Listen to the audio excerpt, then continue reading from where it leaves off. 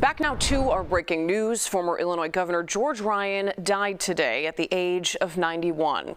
He was convicted of corruption in 2006, including bribery, tax fraud, and money laundering. He then spent 6.5 years in prison. Joining us now is Mike Flannery, former CBS News Chicago political editor. Mike, thanks for being with us. You covered Ryan's rise from legislator from Kankakee to governor, then his fall. So I'm curious to hear on this day, as you're reflecting, if you could give us some insights into what that run was like. Well, those crimes that you mentioned were certainly terrible, and he paid by going to prison and certainly was disgraced. But, you know, on the day that he died earlier today after being in declining health for about 6 months. The cancer had come back. That's what, in the end, what killed him, apparently. You know, I'm put in mind of the remarkable things that he did.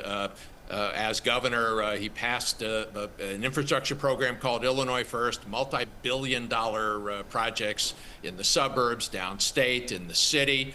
Commuters on the Eisenhower Expressway still have him to thank for having gotten rid of the hillside strangler out there, that congestion point that was moved a mile or two east by the expansion of the Eisenhower there. And Marie, I'm also put in mind of his trip to Cuba. Mm-hmm. I went there twice with him.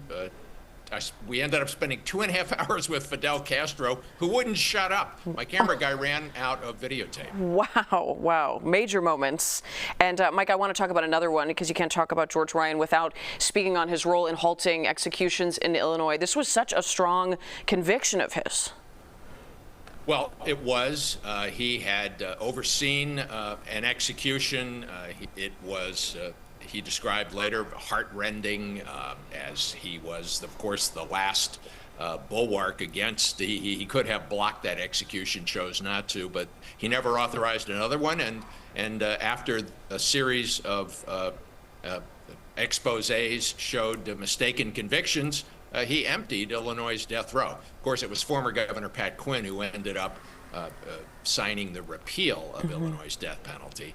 But Ryan was actually nominated for the Nobel Peace Prize for that, and got a phone call from Nelson Mandela, he claimed. Mike, quickly, if I can ask, you mentioned one other major headline we should think about when thinking of Ryan. What is that?